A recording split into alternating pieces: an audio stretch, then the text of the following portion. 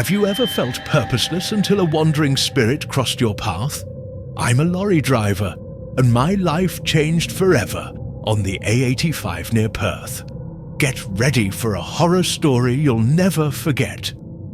The road has always been my home, but I'm not just another anonymous lorry driver on the vast tarmac.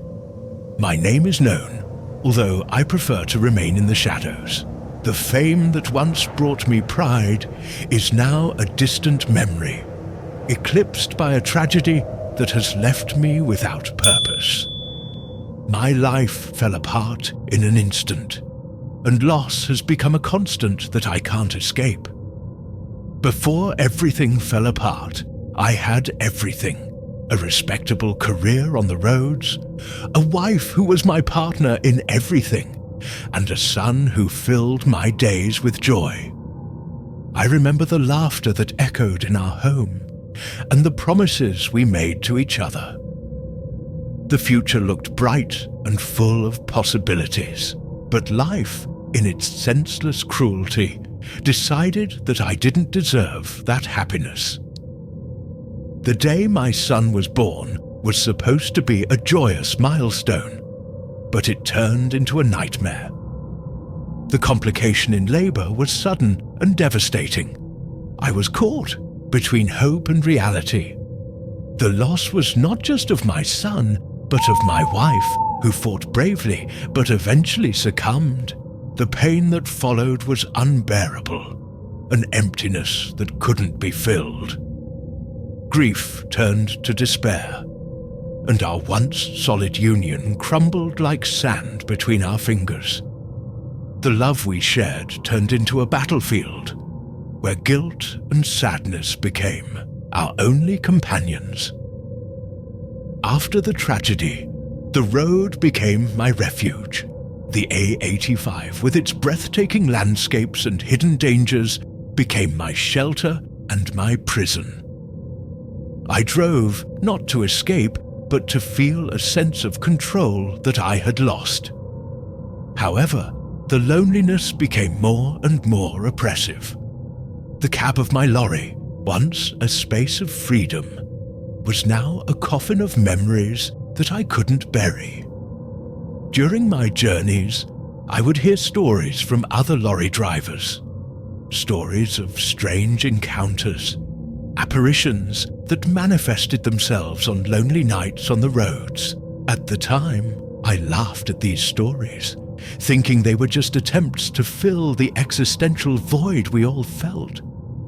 But with every bend in the A85, the feeling that something was coming grew. The shadows on the sides of the road seemed to move, and the mist that slowly crept over the tarmac created an atmosphere of suspense that I couldn't ignore. That fateful night, while driving under the moonlight, everything changed. The air was heavy, charged with an energy that seemed to pulsate. I looked at the horizon, and for a brief moment, I thought I saw a figure by the side of the road. My heart raced, and a wave of curiosity and fear washed over me, like an omen of what was to come. What I was about to discover would not only challenge my understanding of life and death, but would also force me to confront the ghosts of my past. The A85 is more than just a motorway. It's a fine line between life and death, full of stories that echo in the shadows. The worn tarmac under the wheels of my lorry tells the stories of lorry drivers who have crossed its path, each carrying their own anxieties and experiences. During my travels, I've learned to respect what this road represents, a space where the supernatural and the everyday intertwine. The landscape that unfolds along the A85 is a mixture of beauty and desolation. Majestic mountains loom in the background, while the icy wind blows through the trees, creating a symphony of whispers that seems to speak directly to my heart. But beneath the surface, there is a palpable tension. The eyes of the road watch, And I'm not the only one who feels it. Other lorry drivers have shared their experiences, stories that gave me goosebumps. At one of my stops at a small roadside cafe, I heard a story from a colleague called Tom. He told me about a night when he was driving under the moonlight, when he spotted a figure by the side of the road. It was a woman dressed in white, he said, his voice low and cautious. She looked lost, but when I stopped to help, she disappeared. It wasn't the first time I'd heard about it, and it certainly wouldn't be the last. His eyes were filled with a mixture of fear and fascination, and I could sense that he really believed what he was saying. These stories always intrigued me, but they also made me uneasy. The idea that the road could be a portal to something beyond what we know haunted me. As I drove, I felt the weight of memories and legends at every turn.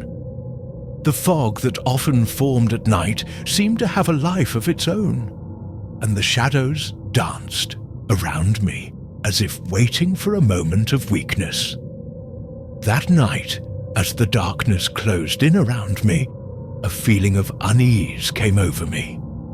The cab of my lorry, normally a space of comfort, was beginning to feel claustrophobic.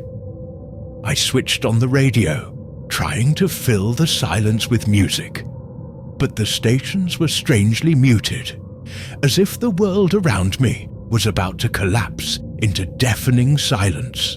As I drove along the A85, the temperature dropped dramatically. The air became denser, and a thick fog began to form, enveloping the lorry in a shroud of mystery. I looked out of the window, and my vision blurred. It was then that I realized there was something on the side of the road. The figure was indistinct, almost ethereal, but there was something familiar about its presence. My heart started racing, and I wondered if I was hallucinating. As I got closer, what had seemed like a shadow became clearer. It was a woman with long, disheveled hair, dressed in white, just like in Tom's story. A chill ran down my spine and logic began to fail me. I knew I should ignore her, move on, but an invisible force was pulling me closer. "What are you doing here?" I thought, but the words didn't come out. She was standing still, as if waiting for me. Her gaze was intense, and I felt an inexplicable connection. A mixture of fear and curiosity overwhelmed me. I was seized by an almost irrational impulse to stop the lorry, to find out who she was and what she wanted. The desire to help, to understand, overcame the fear I felt. When I finally stopped, the lorry's engine fell silent, and the only thing I could hear was the sound of the wind rustling through the trees. The woman slowly turned round, and her gaze met mine. At that moment, I realized that something was about to change. What was just an ordinary journey would turn into a confrontation with the ghosts of my past, something I could never have predicted. Silence enveloped the scene like a heavy blanket. The woman on the side of the road seemed to almost float, her bare feet barely touching the ground. Fear intertwined with curiosity as I watched her hesitantly. There was something in her eyes that made me feel as if she knew me deeply, as if she knew my pains and tragedies. "Are you lost?" I asked, my voice trembling. The words almost didn't come out, but that's what I managed to articulate. She didn't answer immediately, but the expression on her face was one of deep sadness, as if she were carrying the weight of an entire world. The mist around us began to stir, as if it were alive, creating an almost magical yet terrifying atmosphere. "Not lost," she finally said, her voice soft as the wind. "I'm here for you." Her words resonated in my heart, and a wave of emotions hit me. What did that mean? How could a stranger be here for me? The connection I felt was undeniable, but also frightening. Fear began to give way to a sense of recognition, as if she were here to show me something I had missed. With each passing second, the distance between us seemed to shrink. I was seized by an impulse that I couldn't contain. I got out of the lorry, my feet heavy on the cold earth.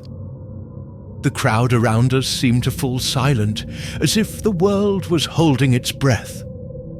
"Why are you here?" I asked, trying to keep my voice steady. "I'm a message," she replied, and her gaze became more intense. "You're trapped in your pain. It's time to break free." Her words echoed in my mind, and a whirlwind of memories began to surface. The happy times with my wife, the joy of expecting a child, and then the devastation that followed the loss. Guilt consumed me, and I didn't know how to deal with it. "I can't," I mumbled, feeling the weight of tears in my eyes. "My son, my wife, I can't forget." The woman tilted her head, and her expression softened. "You don't have to forget. But you do need to let go. Pain doesn't have to be your only companion." Her words pierced deep like a sharp arrow. I was stuck in a cycle of suffering, unable to move on. The apparition seemed to understand my struggle. What I saw was a reflection of my own pain, and suddenly the desire to break free became stronger than fear. "How can I do that?" I asked, hope beginning to sprout amidst the darkness. The woman held out her hand, and a soft light seemed to emanate from it. "Come with me. Together, we can face what you fear." The words sounded like an invitation, and the hesitation began to dissipate. The desire to know the truth and find peace pushed me to step forward. When our gazes met, the intensity of the moment enveloped me. The mist began to swirl around us, and the sensation that time was distorting was palpable. There was something magical about the atmosphere, but also a sense of urgency. What would happen if I didn't follow? What would happen if I let her go? "Wait!" I shouted as she started to walk away. But it wasn't an escape. It was a call for me to follow. The urge to catch up with the figure in front of me was irresistible.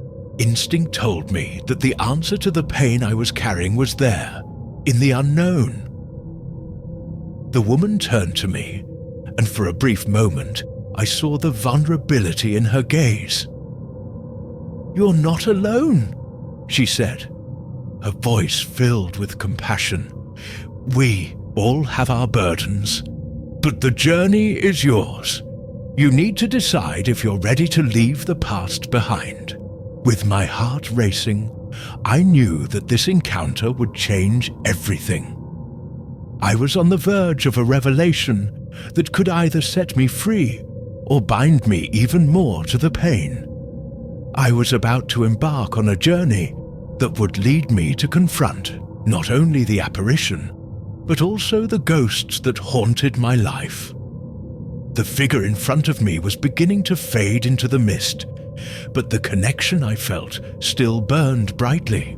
It was as if I was connected to her by an invisible thread, a bond that transcended time and space. Every word she spoke echoed in my mind, making me revisit every moment I had tried to bury. The desire to understand the truth she represented grew stronger and stronger. "Are you real?" I asked, doubt mixed with despair. The figure hesitated, and for a moment, silence settled in. The surrounding mist seemed to stir, as if waiting for an answer.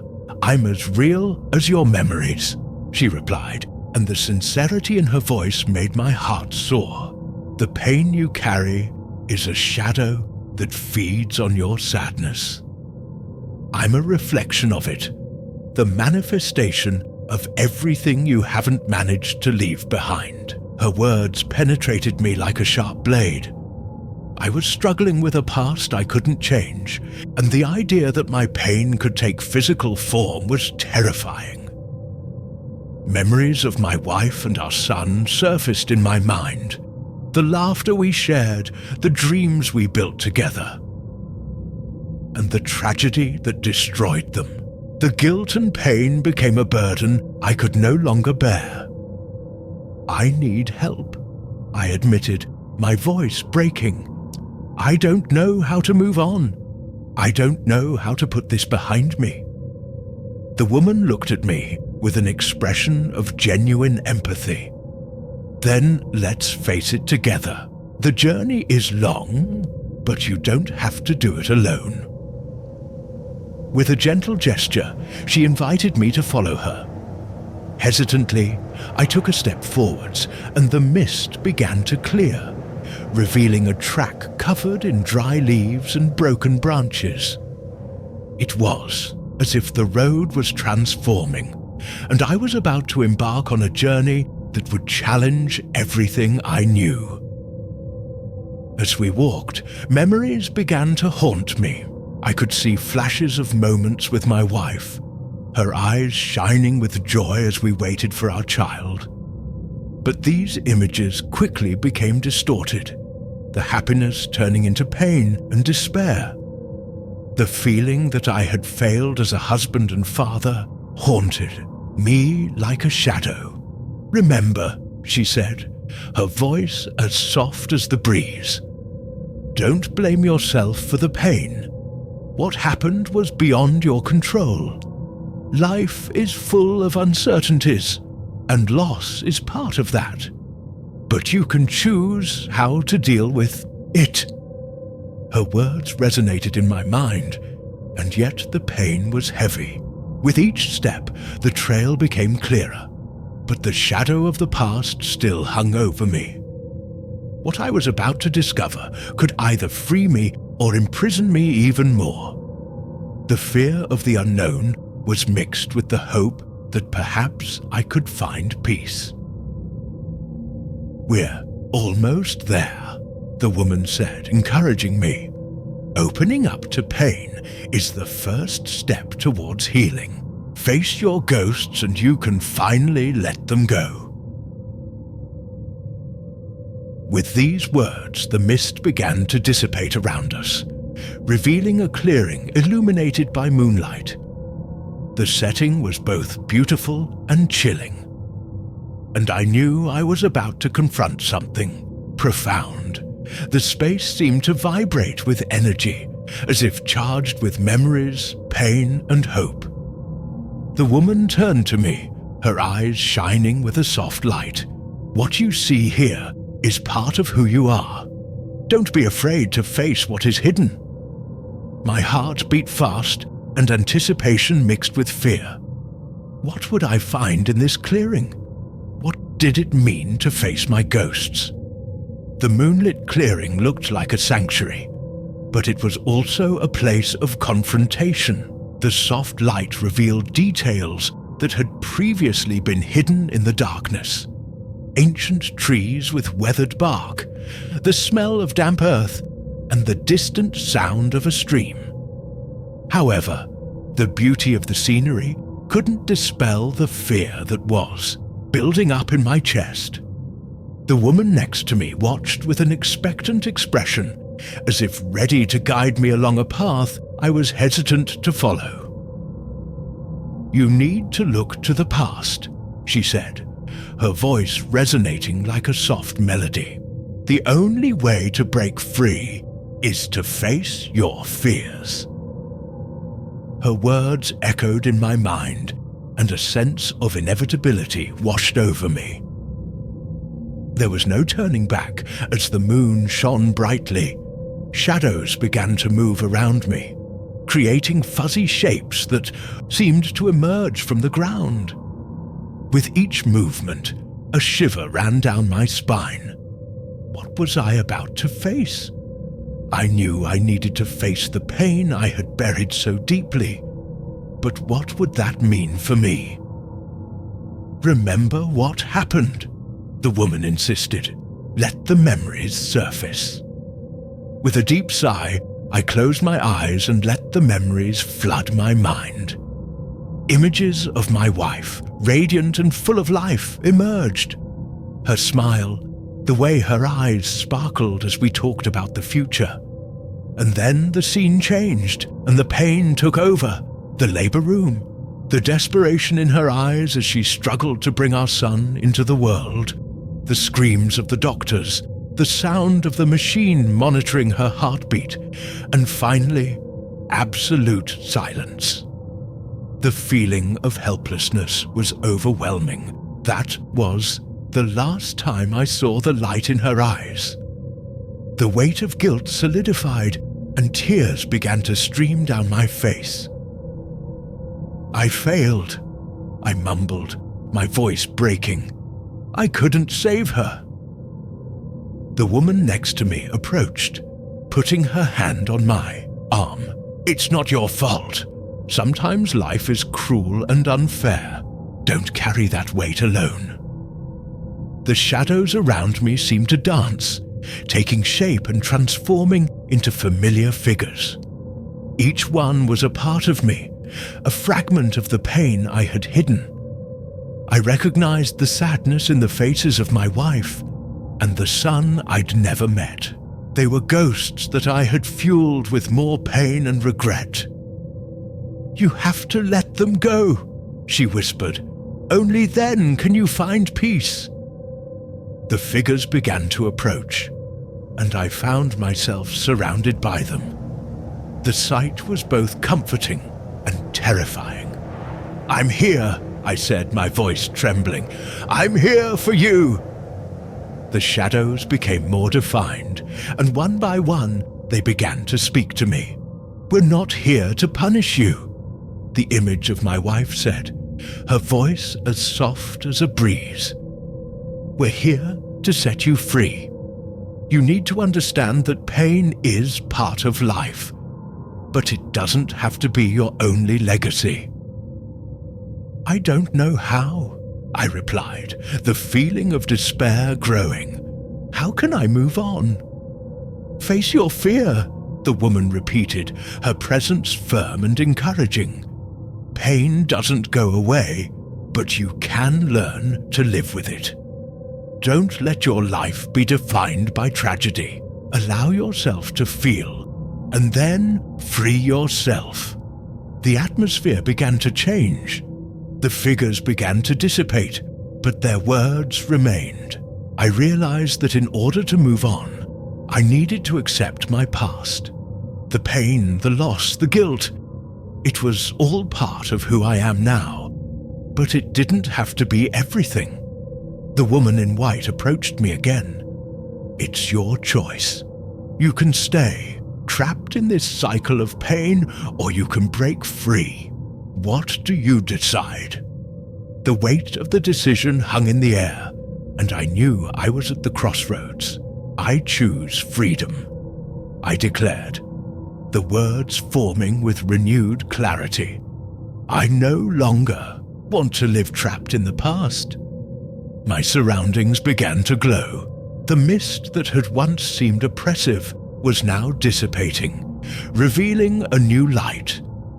And so, as the shadows receded, I felt a weight being lifted from my shoulders.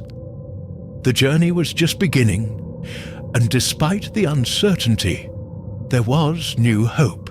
The road still lay before me, and I was finally ready to travel it. The air was charged with a new energy, a mixture of hope and uncertainty, as I moved away from the shadows that had haunted me before. The woman dressed in white stood next to me, her gaze reflecting the understanding that only someone who has been through the dark could have. She was a guide, but also a reminder of what I had lost and what I could still find. "Freedom is not freedom from pain," she said as we followed the moonlit trail. "It's the ability to live with it, to use it as a strength, not as an anchor."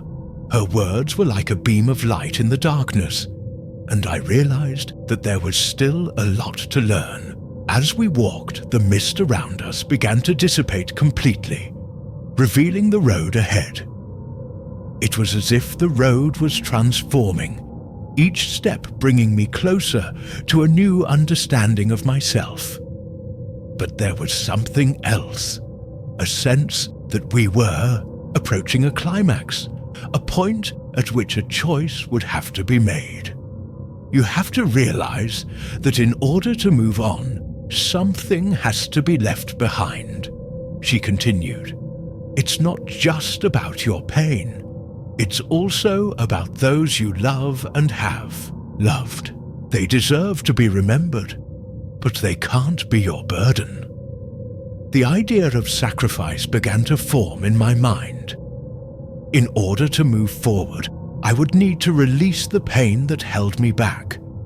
But that meant confronting the truth, the guilt I had carried for so long. The way forward seemed clearer, but the decision I needed to make was overwhelming. "I'm ready to leave this behind," I declared, determination growing inside me. "I'm willing to face whatever it takes." The woman smiled, but there was no joy in her countenance. It was a smile of understanding, as if she knew that each step towards freedom would require courage. Soon, we came to a kind of crossroads. In front of us, the road split into two directions, one bright and inviting, and the other shrouded in dense, threatening shadows. I realized that the choice was in my hands. The illuminated road represented a new life, a chance to start again, while the darkness symbolized the past that I had to face. You can choose the light, but that doesn't mean the past will disappear, the woman warned. You will always carry your memories, but now they will be part of who you are, not what you are. The tension grew as I looked at each path. What would it mean to choose the light? What would I have to sacrifice? The idea of leaving the pain behind was terrifying, but the possibility of a new life was tantalizing. With a deep sigh, I decided I choose the light. I choose to live. As soon as the words left my lips, a wave of warmth ran through my body. The illuminated road began to glow brightly, and the shadows behind me began to dissipate, as if they were being blown away by the wind. The woman next to me smiled again, this time with an expression of approval. "Then go, and remember, life is made up of choices, and you have the power to shape your own destiny." With one last look at the path I was leaving behind, I moved towards the light. Each step felt lighter, as if an invisible weight was being lifted from me. The road ahead stretched out, full of possibilities. However, as I moved forwards, a subtle doubt began to creep in. What would happen if I looked back? The woman disappeared into the mist, and I wondered if the shadows could return, if the pain could find me again. With my heart racing, I continued forwards, determined not to look back. But the doubt remained, a distant echo in my mind. The journey had only just begun, and I was about to discover that even in the light, shadows can always lurk.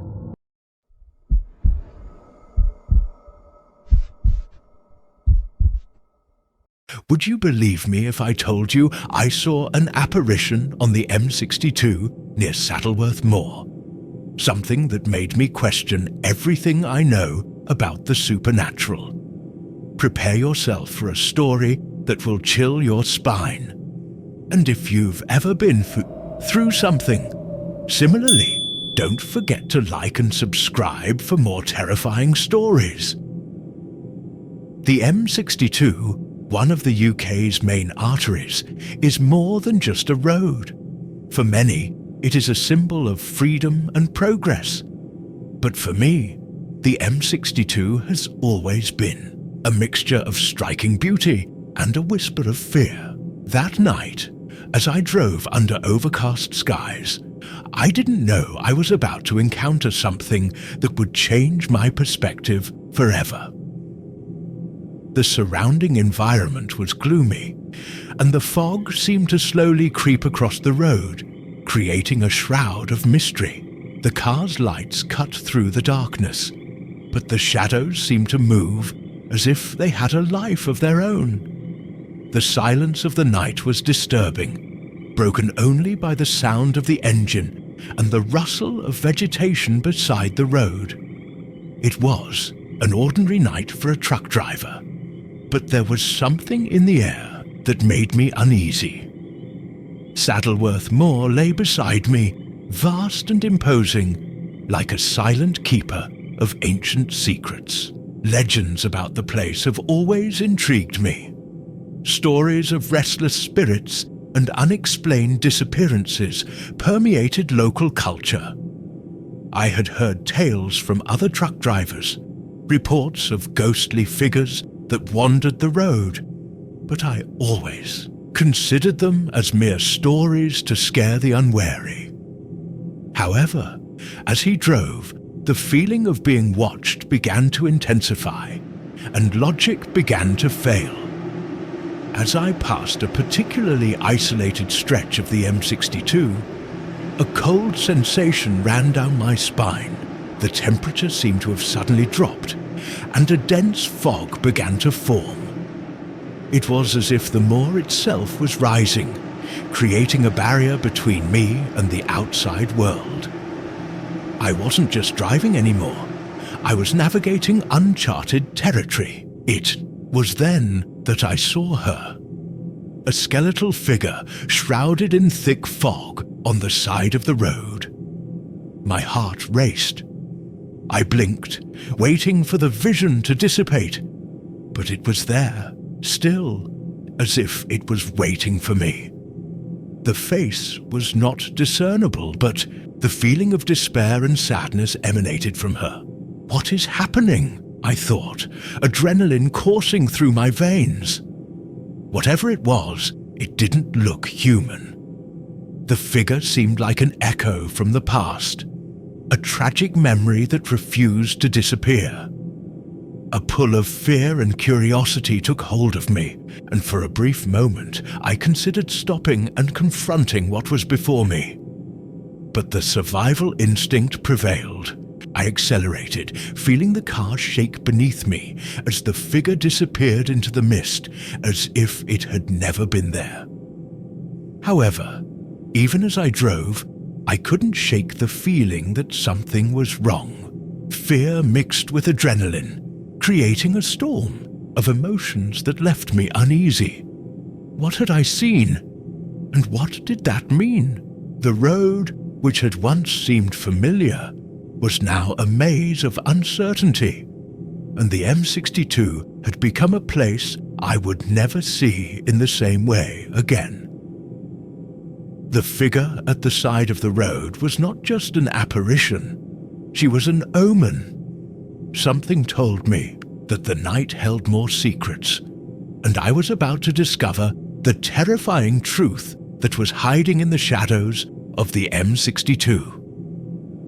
Nights on the road have a unique, almost hypnotic quality. For me, travelling along the M62 was a routine, a solitary dance with the asphalt and the starry sky.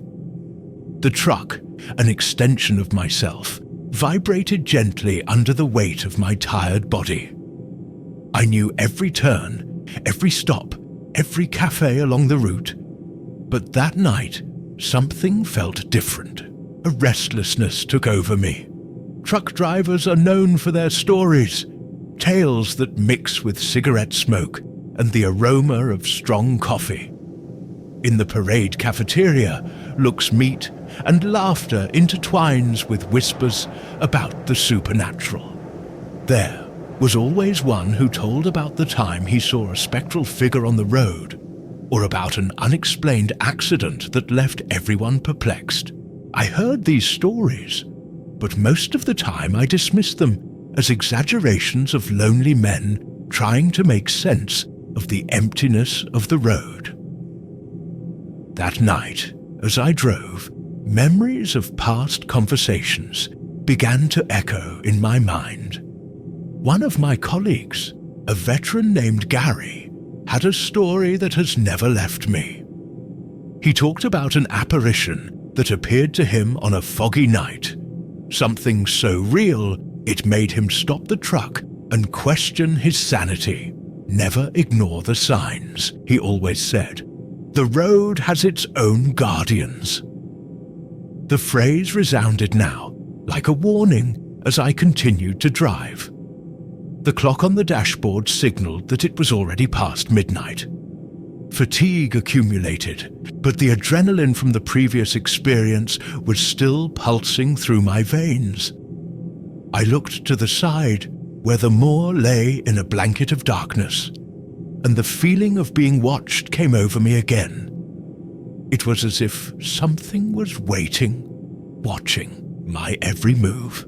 The road seemed less familiar and more threatening. With a restless mind, I stopped at a rest area to stretch my legs and have a coffee. The smell of the warm liquid was comforting, an anchor amid the storm of emotions. As I sipped the drink, I looked around. Other truck drivers were gathered, and conversations revolved around horror stories and strange sightings. One of them, a burly man with a greying beard, began talking about a night when he was driving along the M62 and saw a woman dressed in white on the side of the road. She looked so sad, so lost, he said, his voice low, almost reverent. When I looked again, she was gone. But what scared me most was the feeling that she was trying to warn me about something. The story sent a shiver down my spine, and I wondered if the apparition I saw could have some connection to this. The other men listened attentively, and one of them, a newcomer named Tom, asked a question that made me reflect. Do you think that apparitions on the road are lost souls, or just figments of the tired imagination of those who drive at night? The silence that followed was palpable, and the answer seemed to hang in the air, waiting to be discovered. With a heavy heart, I returned to the truck.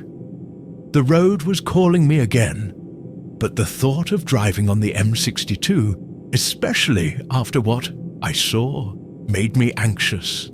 It wasn't just a road, it was a path that carried stories, both of life and death. The fog was still present, like a cloak that covered the truth, and I wondered if the night still held more surprises. As I started the engine and drove forward, the road seemed to stretch beyond the horizon, an invitation and a warning at the same time. The figure I had seen was now etched in my mind, a vivid memory that followed me like a shadow. I decided that if what I saw was real, I had to find out what was happening on the M62 and why the road was so full of mysteries. The kilometers passed, but my heart didn't slow down. M62, with its beauty and danger, was a place where the supernatural and the everyday intertwined. And I was about to discover that what resides in the shadows may be more than just a story told around a table. The M62 stretched out before me, a serpent of asphalt that seemed to glide into the unknown. The truck's headlights illuminated the road, but the thick fog made visibility limited, creating an almost dreamlike atmosphere. Every turn was a new uncertainty, and tension built in my chest. Something inside me knew that the night still held secrets. As I drove, a strange feeling began to take over. It was as if the road was alive, pulsing beneath the truck's wheels. The sound of the engine mixed with the whisper of the wind, and the silence of the night was piercing. Darkness seemed to envelop me, and I couldn't escape the feeling that I was being watched.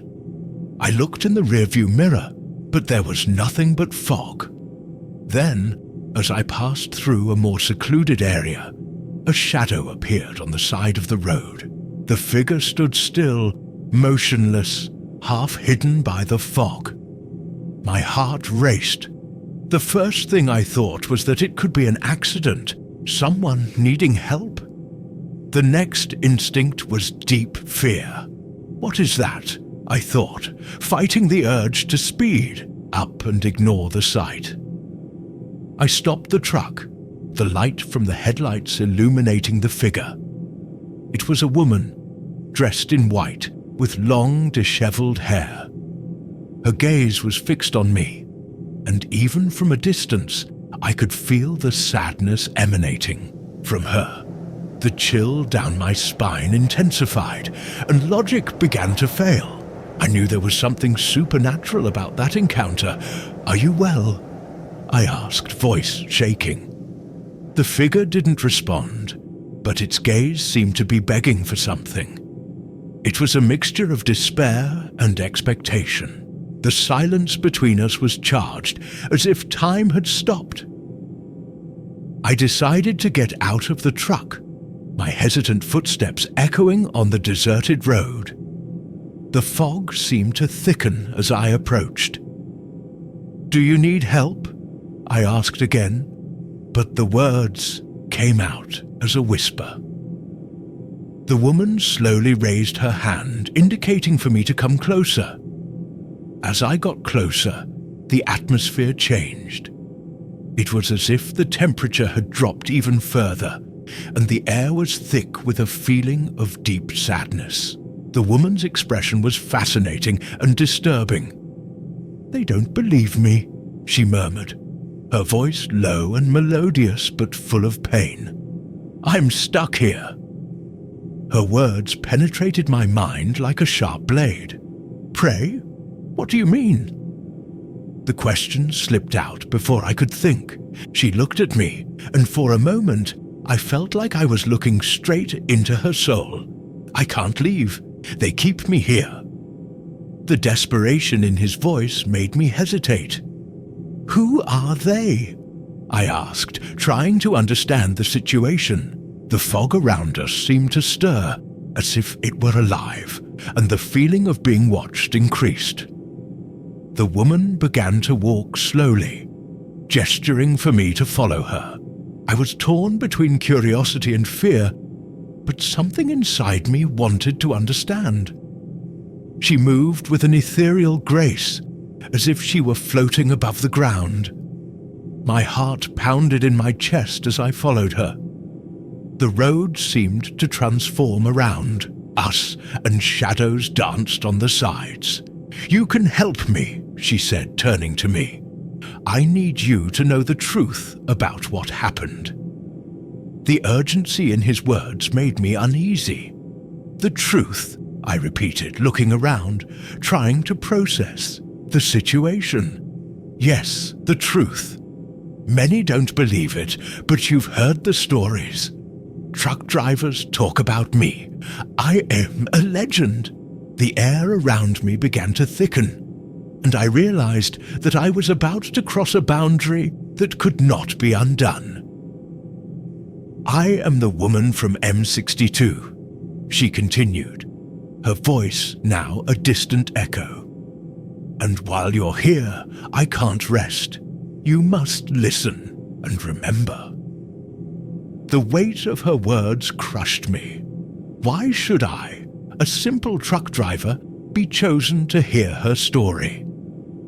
Listening to other truck drivers' stories, I always thought they were just tales to entertain. But now I was in the middle of something that defied logic.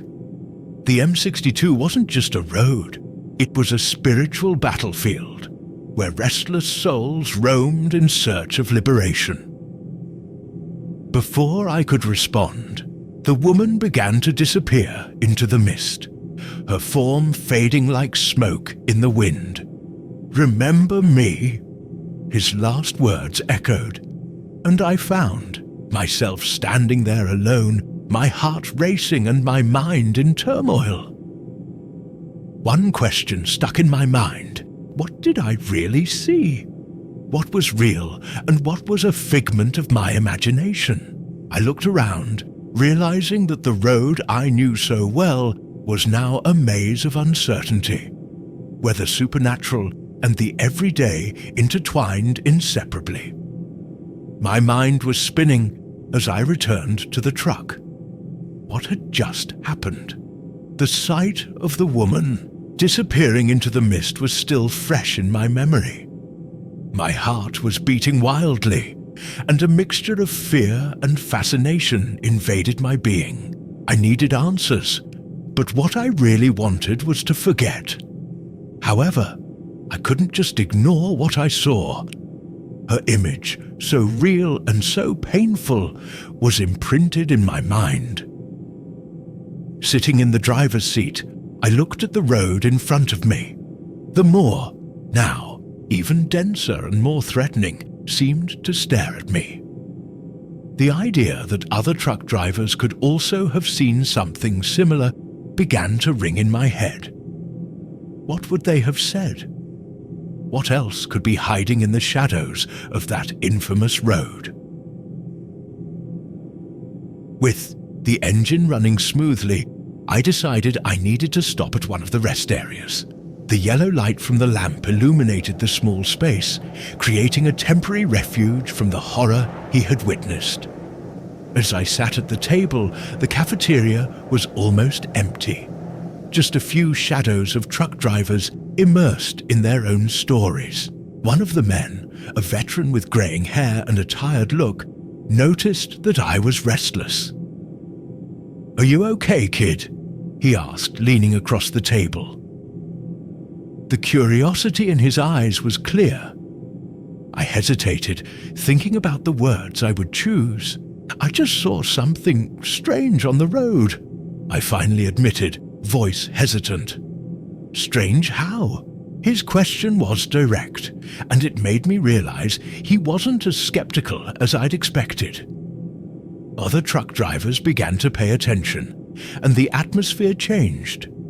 The stories began to flow, seeming to intertwine with the heavy air of the coffee shop. Each had a similar experience to share, accounts of shadowy figures and unexplained encounters on the M62. A younger man with a nervous look began to speak. Once, at night, I saw a woman on the side of the road. She was dressed in white.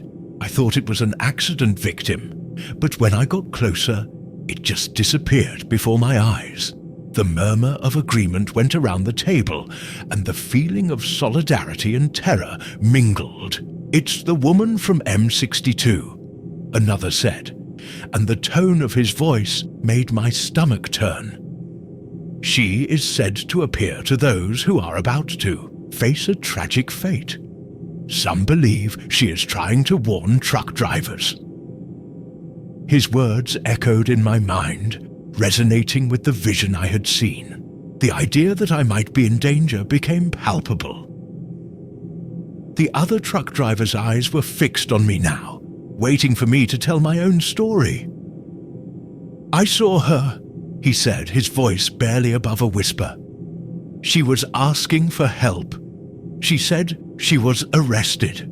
The silence that followed was heavy, as if everyone was waiting for some revelation. "You have been chosen," the grey-haired man replied, the gravity in his voice making the air around him seem thicker. "She doesn't appear to everyone. You must try to understand what that means." The weight of his words settled in my chest, and I realized the journey wasn't over. It had just begun. As the stories continued to be told, a sense of camaraderie formed between us. But concern was also present. Everyone was aware that the road could be a treacherous place, and the apparitions a grim reminder of the fragility of life. Each of us was connected by this invisible thread of stories and fears, and the M62 became a symbol of all that was unknown and terrifying. When I left the coffee shop, the cool night air enveloped me, but the feeling that something was about to happen never went away. The road called, and I knew I had to turn back. The vision of the woman was still etched in my mind, and the questions never stopped. What did she want from me? Why me? And above all, what secrets did the M62 still hold? The feeling that the M62 held deep secrets became more and more intense as I drove back along the road. The moor beside me stretched out, vast and imposing, like a silent guardian of forgotten stories. What else could be hidden in the fog? An uneasiness grew in my chest, and every shadow on the side of the road seemed to move, as if it wanted to tell me something.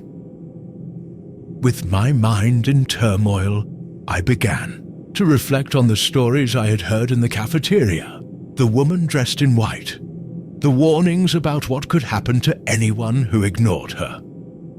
The connection between all of us truckers was more than just a routine.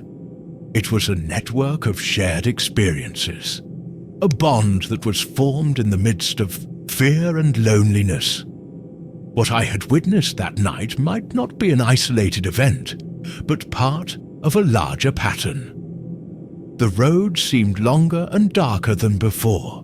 The radio, which normally filled the silence, was now silent, as if even he was aware of the gravity of the situation. With every kilometer, the echoes of other truck drivers' stories reverberated in my mind. The idea that the woman could be a spirit trying to protect travelers began to take hold in me. But what did she really want? What was your connection to the M62? As I drove, I realized I needed to know more. An impulse led me to call Gary, the truck driver who had told his own story. He was always a contact person for these things, someone who knew more than he let on. As soon as I answered, his voice was filled with concern. "David, you saw her, didn't you?" The question wasn't a surprise, but a silent acknowledgement that he knew exactly what I was talking about. "Yes, I saw it," I replied, voice shaking. "She was on the side of the road asking for help." "What does that mean, Gary?" "She is a legend, my friend. Many have already seen it.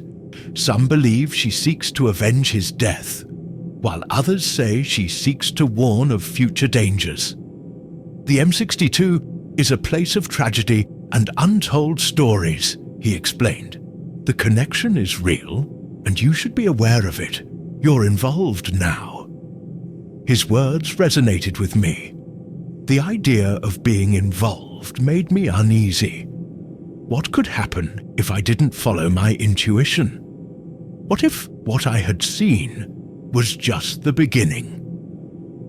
The conversation continued, and Gary shared some stories from other truck drivers who had similar experiences, each account more terrifying than the last. What else was hidden in the shadow of the M62? When I hung up, a determination rose within me. I couldn't ignore it. I needed to understand what was happening, not just for myself, but for the souls that seemed to be trapped there, between life and death. The idea that I could help in some way began to form. I decided that the next night I would return to the same area where the apparition had occurred. Something inside me knew it was necessary. With my heart racing, I started driving again, each kilometre bringing me closer to what could be a crucial encounter.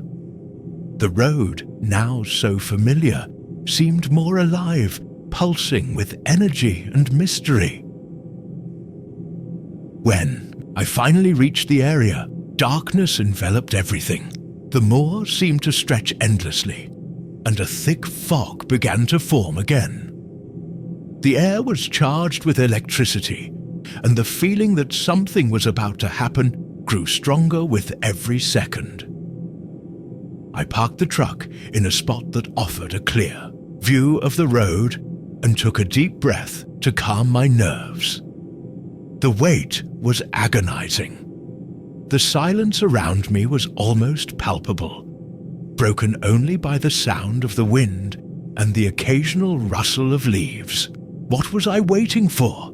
A sign? An apparition? Any confirmation that I wasn't alone on this journey? Minutes passed, and time seemed to stretch. Fear and expectation intertwined, creating a tension that made me feel alive and vulnerable at the same time. Then, as he looked at the road, a light appeared in the distance. Initially, I thought it might be another truck, but the light didn't move like a vehicle.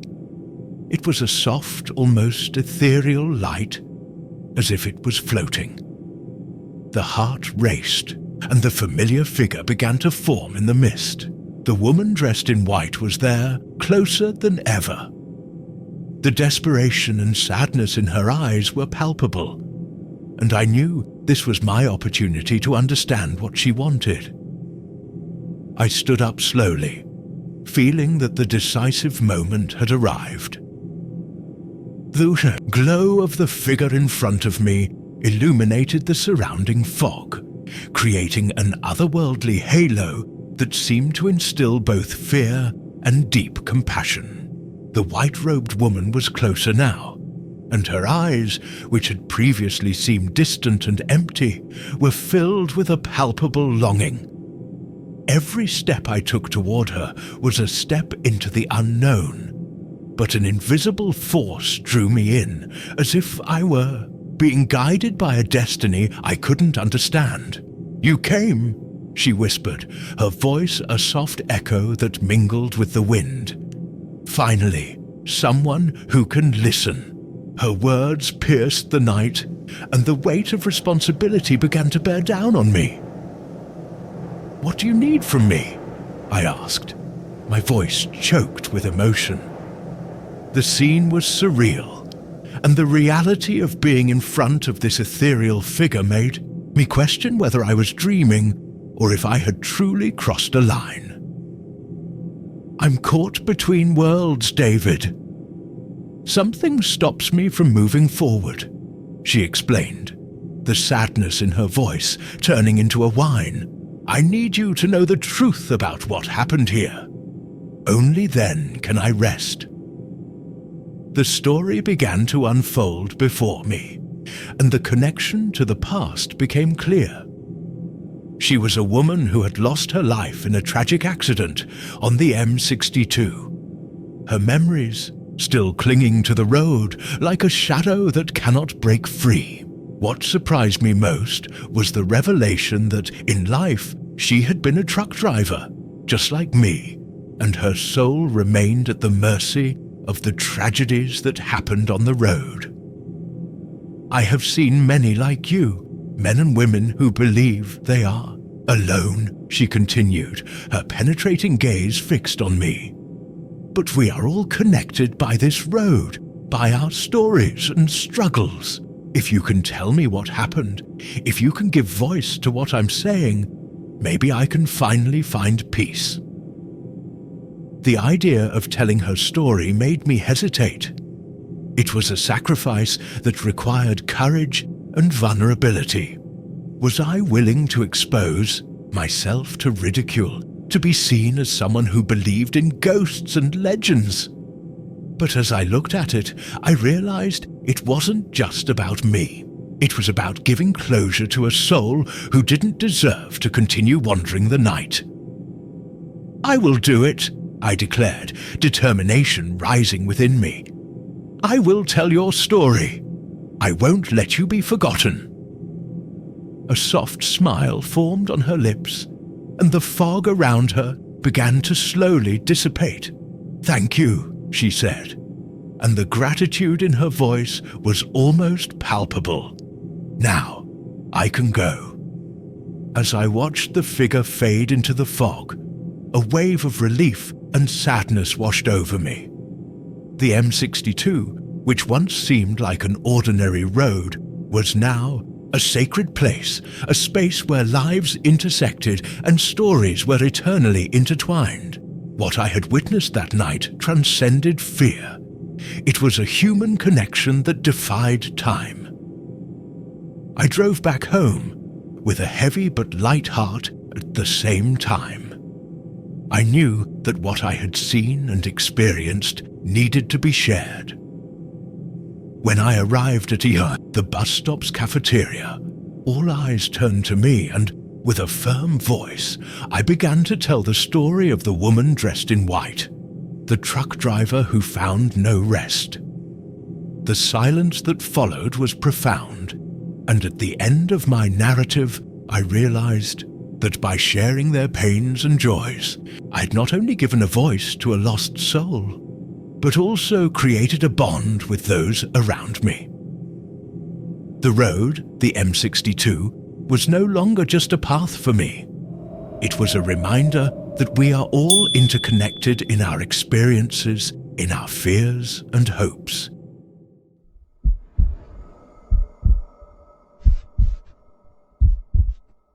My name is Nigel Harper. I'm 46 years old, and I've been a lorry driver for almost 2 decades. But I confess, driving at night has always been my biggest fear.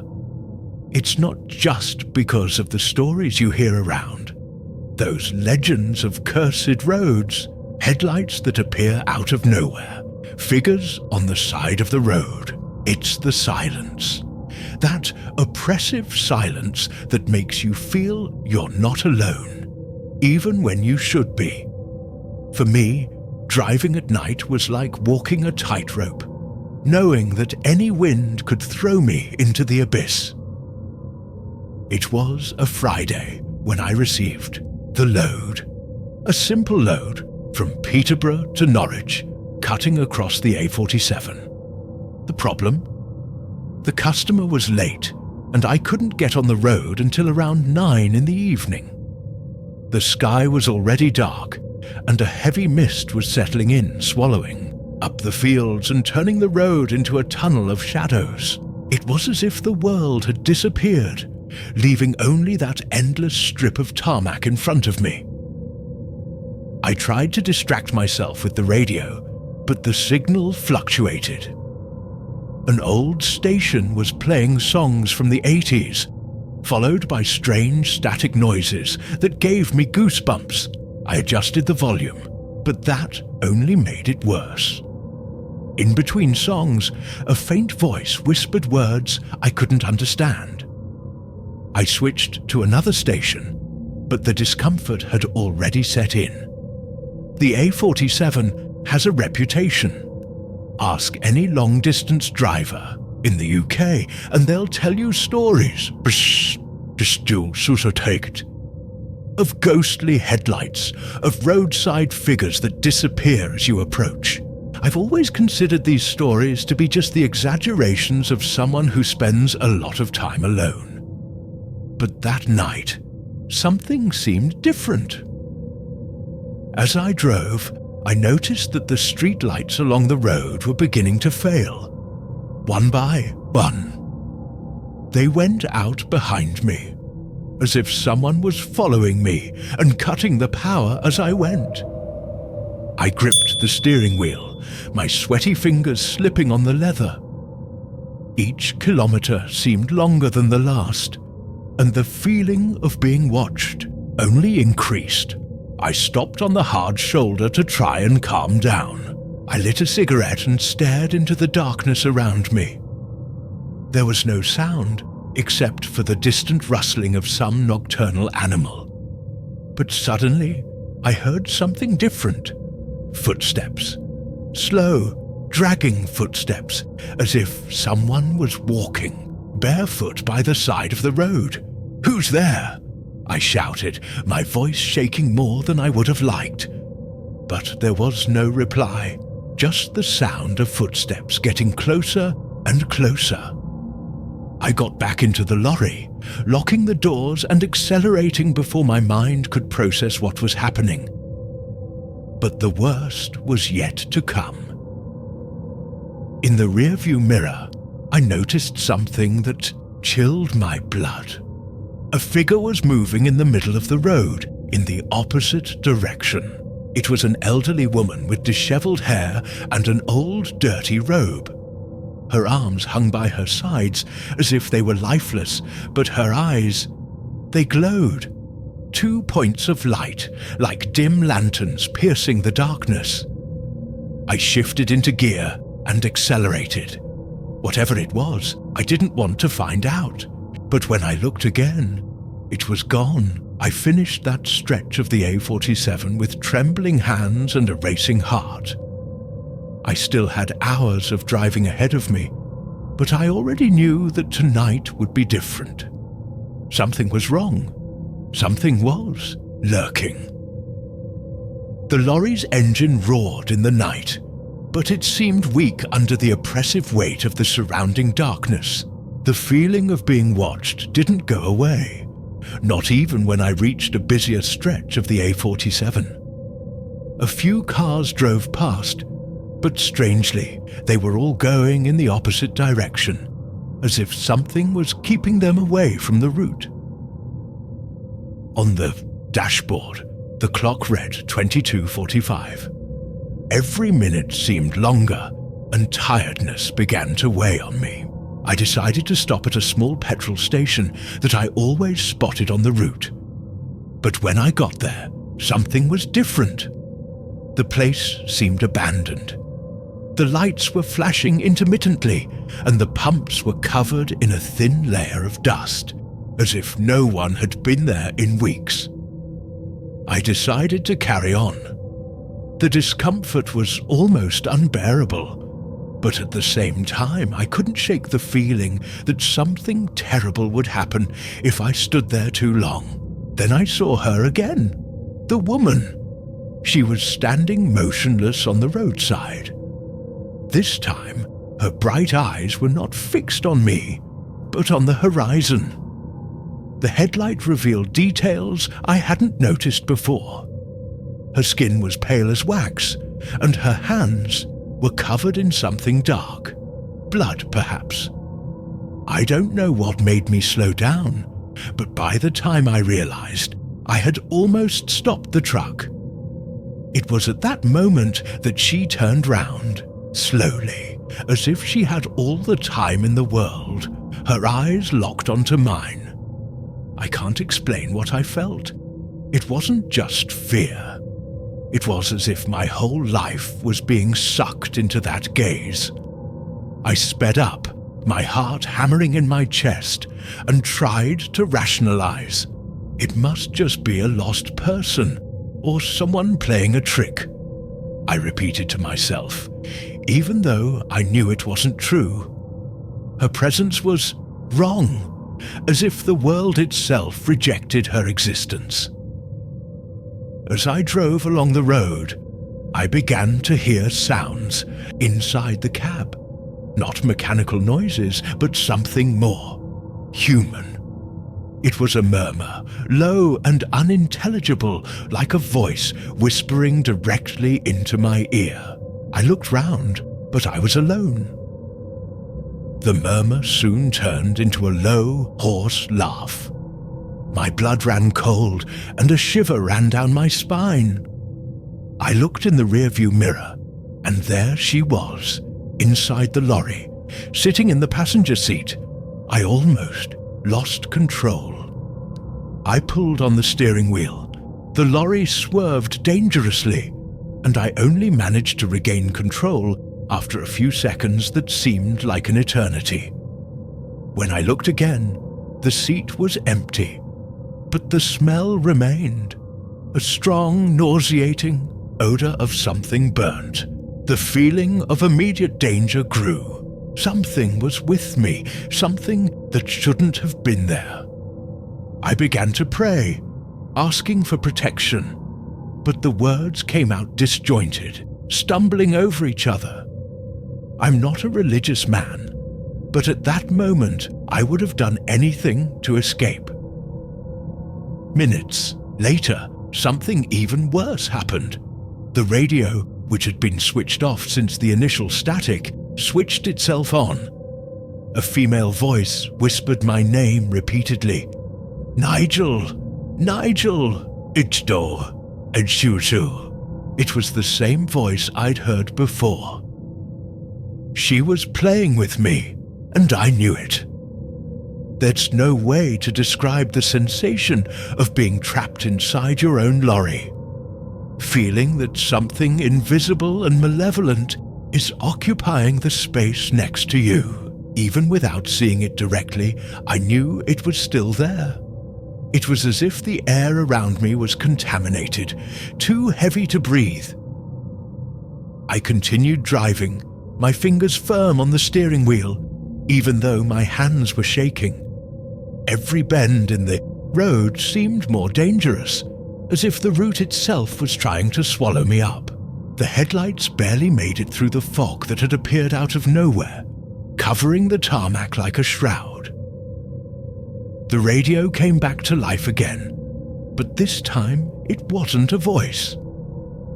It was an old melody, something that sounded like it came from an old gramophone.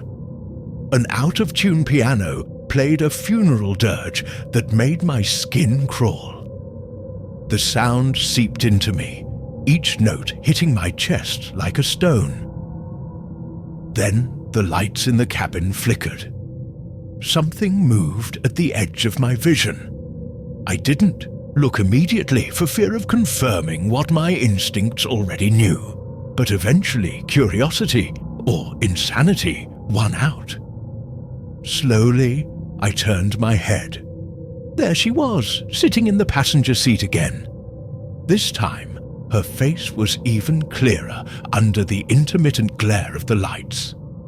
Her features were distorted, almost cartoonish, like a melted wax mask. His mouth contorted into something that could have been a smile, but looked more like a frozen scream. The road in front of me disappeared. For a moment, there was only darkness, a darkness so deep that it seemed to pull me into it. I closed my eyes by reflex, and when I opened them again, the road was there. But something was wrong. The signs, even the trees beside the road, everything looked different, as if I'd been transported to another dimension. It was the same A47, but at the same time, it wasn't. Time seemed to stand still, and I couldn't see any more cars. I heard a voice. "Stop the lorry, Nigel!" It was her voice, but it was coming from inside my head. My foot hit the brake pedal, almost as if I had no control. I fought against it, but it was as if something was holding my legs down, forcing me to obey. The lorry slowed to a complete stop in the middle of the road. The silence was deafening.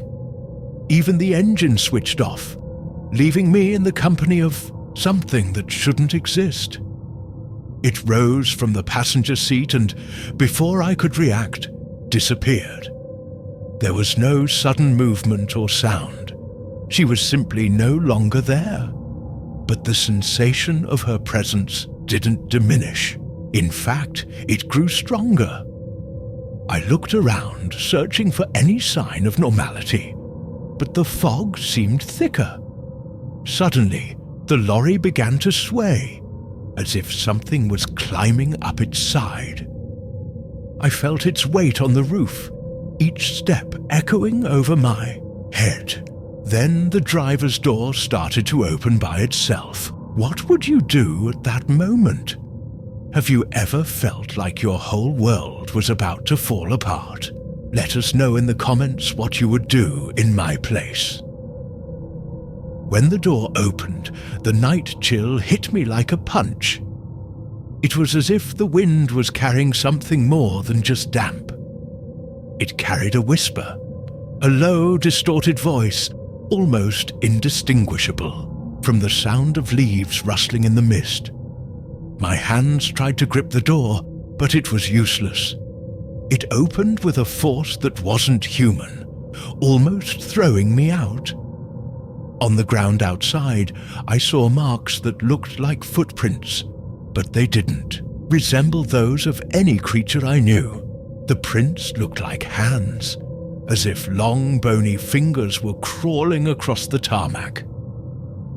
My mind struggled to understand what was happening. Shouting seemed pointless. In fact, who would I shout at? There was no one around, no living soul who could hear. That's when I realized that the silence was far from reassuring. There was no sound of the wind, the insects, or even my own engine. Everything seemed frozen, as if the world around me had been put on pause. Then I felt a weight on the lorry again, but this time it was inside the cab. The rearview mirror reflected something that hadn't been there before. Her, now sitting in the back seat. Her gaze burned the back of my neck, even though she didn't need words to express her intention. "Why are you here?" I managed to stammer, my voice more of a sigh than a real sound. She didn't answer with words. Instead, a new melody began to play, this time clearer and much more terrifying. It seemed to come from everywhere, each note darker and more macabre than the last. My legs began to tremble, but I couldn't move. It was as if the whole lorry had become an extension of it, trapping me there. An unbearable heat ran up my spine, followed by a sharp pain in my knees. Something invisible was forcing me down from the lorry, as if ghostly hands were pulling me with inhuman strength. I struggled. Every fiber of my being screamed at me to resist, but her presence was overwhelming. Gradually, my vision began to blur, and the world around me lost all logic. On the road, I began to see figures. They weren't people, but deformed, shadows that moved irregularly, as if they had lost track of what it was like to walk. They approached, surrounding the lorry, getting closer and closer. "You can't escape," whispered her voice, now crystal clear. The ground beneath me seemed further away by the second, as if I were being sucked somewhere else. Then something made a loud pop, a horrible sound that came from inside my own body. If it were you, what would you do? How would you face something that can't be touched or understood?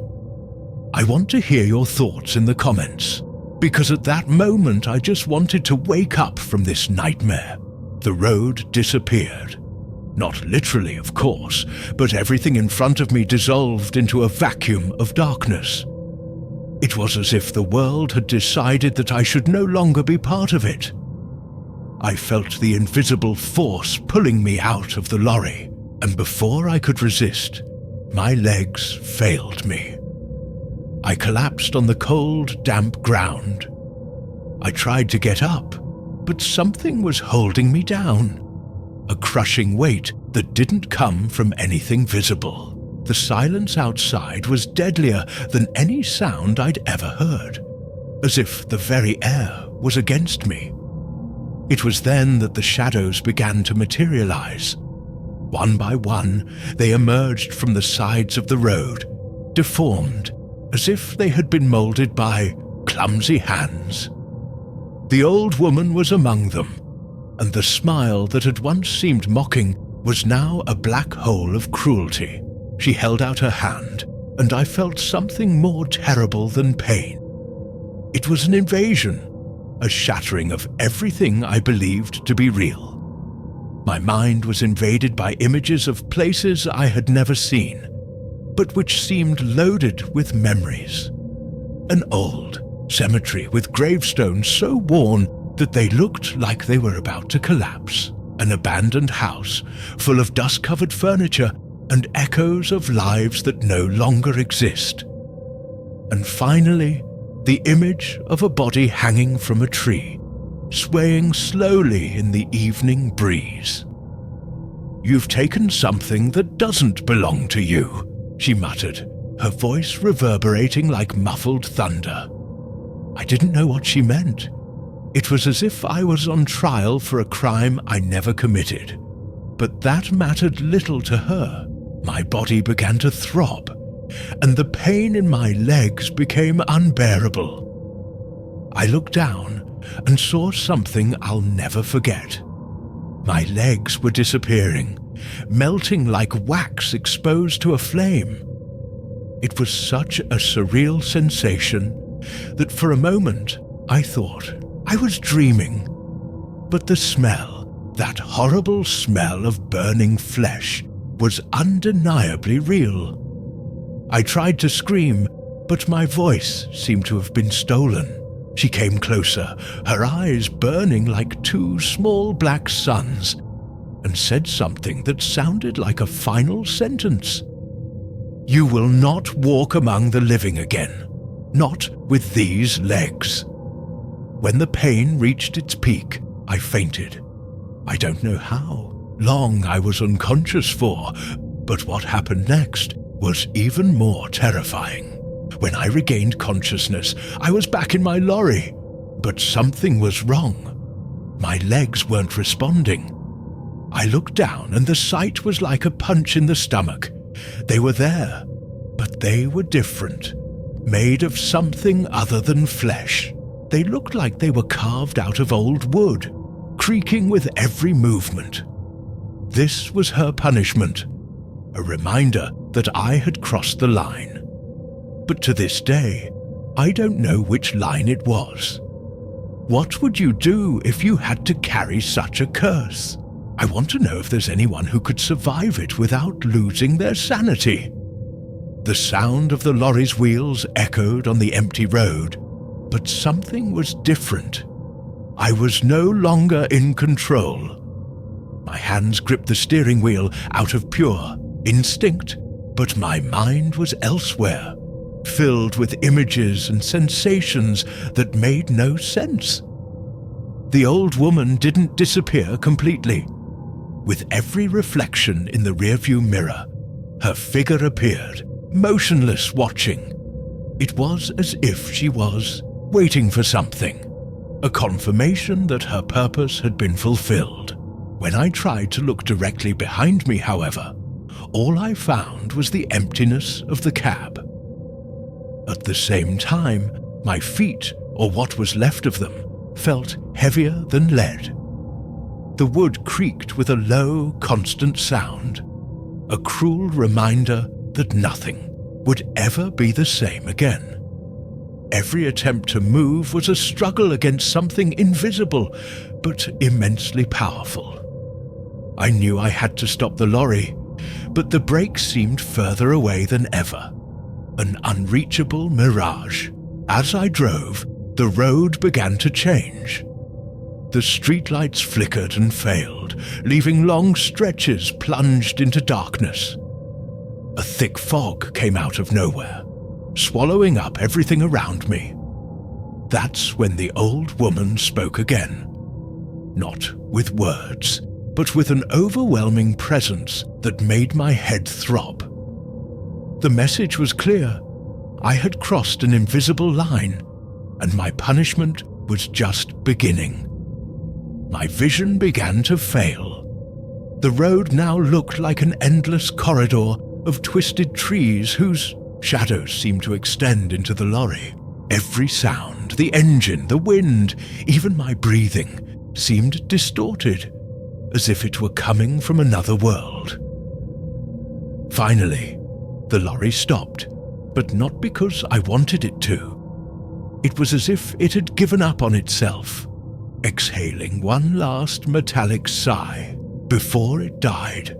Everything fell silent. Outside, the fog seemed thicker, almost solid. When I opened the door and went downstairs, the gravity of the situation hit me with full force. The road had completely disappeared. It was surrounded by empty space where heaven and earth blended into infinite darkness. The old woman was there, but this time she wasn't smiling. "You carry the weight of choice," she said, her voice darker than ever. "I didn't choose anything," I shouted, my voice echoing in the void. "You chose to cross the barrier of what should not be touched, and now it carries the price of that." Her words hit me like a knife. There was no way out, no escape. I was trapped in an endless cycle of guilt and pain, an existence torn between the world of the living and the realm of shadows. Today, as I tell this story, my nights are still haunted by her eyes. I can no longer drive or even walk properly. My legs creak like rotten wood, and each step is a reminder that some roads should never be crossed. Now I ask you, do you believe in curses? Have you ever experienced something as inexplicable as this? I want to hear your stories, so leave a comment below. Oh, and before you leave, don't forget to like the video and subscribe to the channel. Share this story with your friends, especially those who think they are brave enough to drive at night. Who knows, they might also find something along the way that they shouldn't see. Thank you for watching, or perhaps I should say, for listening. Be careful when taking the road. We never know what might be waiting around the next bend.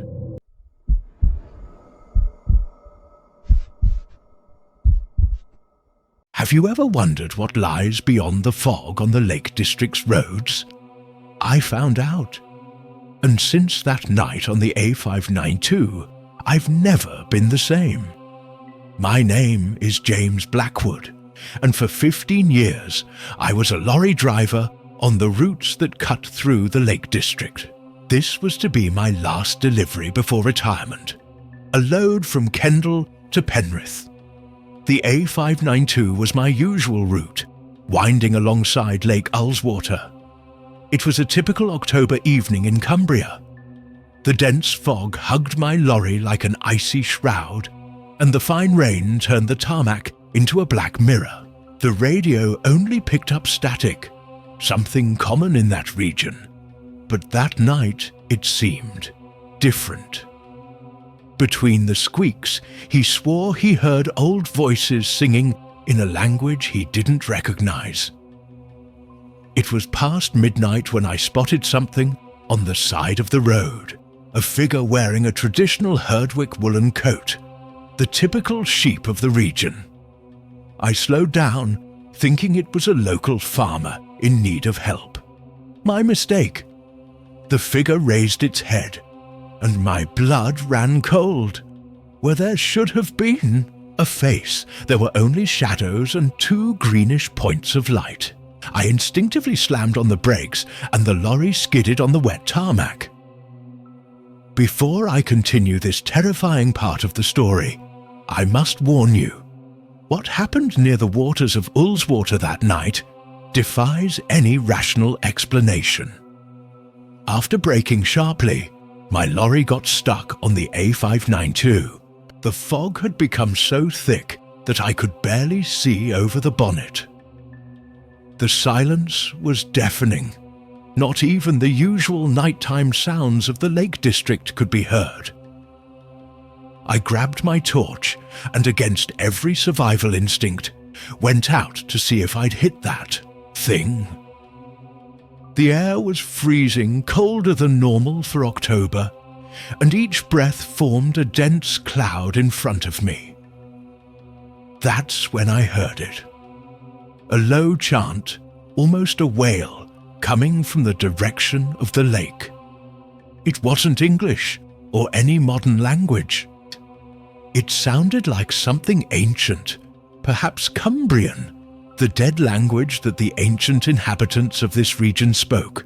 Have any of you ever heard stories about the ancient peoples of Cumbria? Those who lived here before the Romans? Let me know in the comments if you know of any local legends. The figure I had seen was now standing at the edge of the lake, his green eyes glowing like fairy fires in the darkness. I realized that its feet weren't touching the ground. It was hovering a few centimeters above the surface. The being began to move towards me, and that's when I noticed something even more disturbing. Behind it, rising from the waters of Ullswater, dozens of other similar figures emerged, all wearing the same Herdwick woolen coats, all with those same glowing eyes.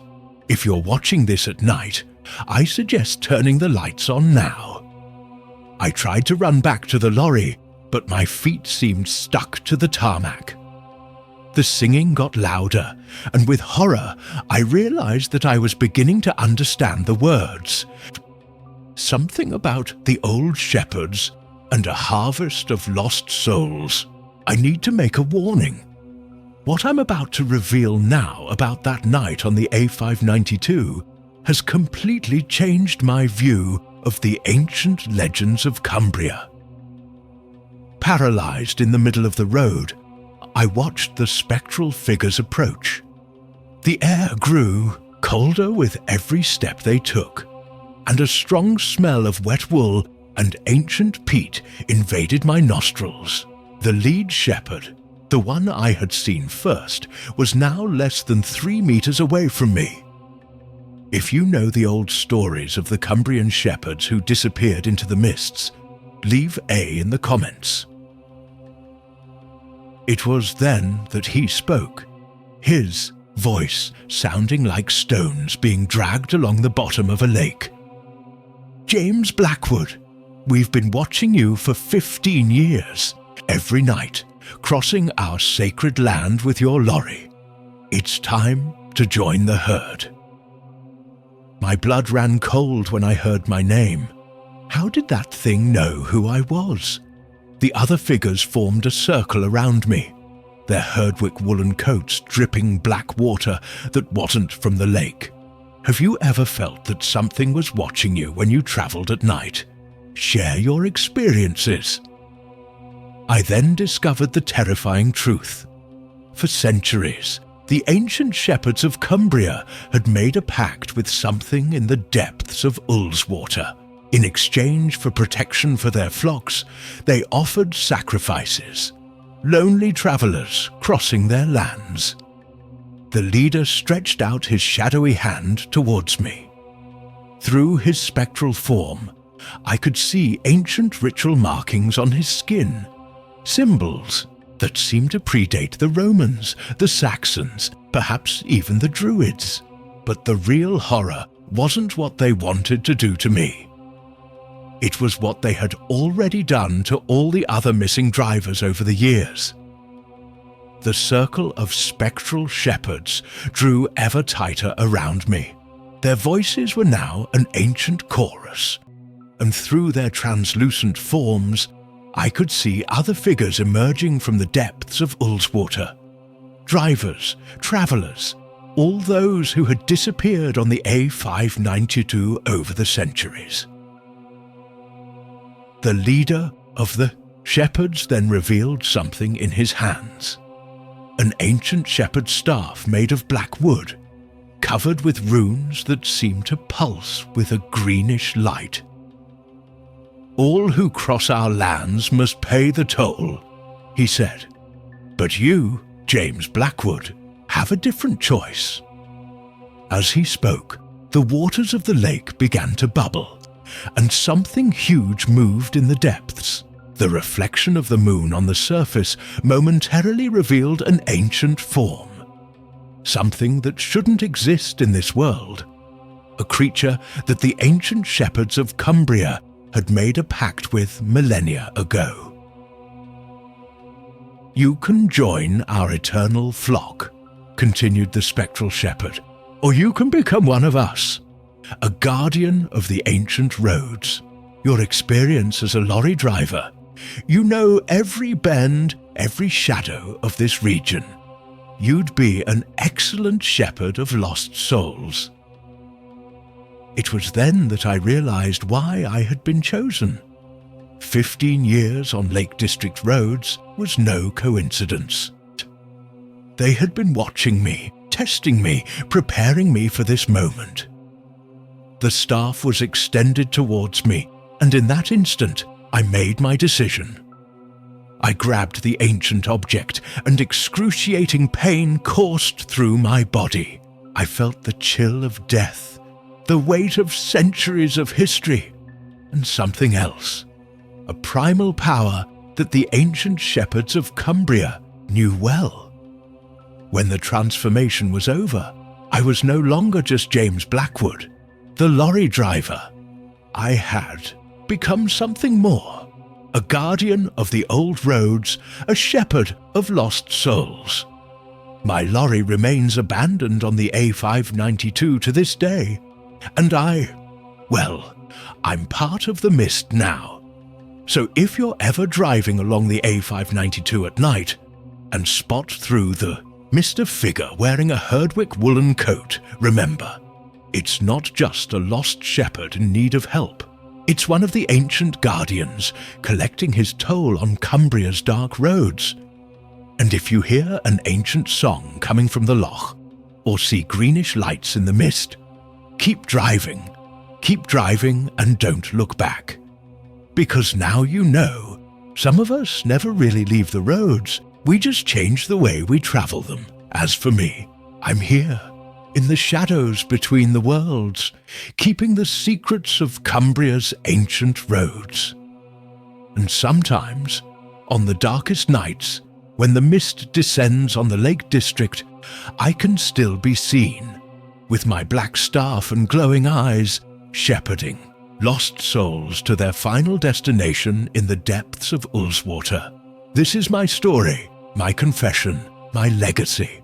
And if you're listening to this now, consider yourself warned.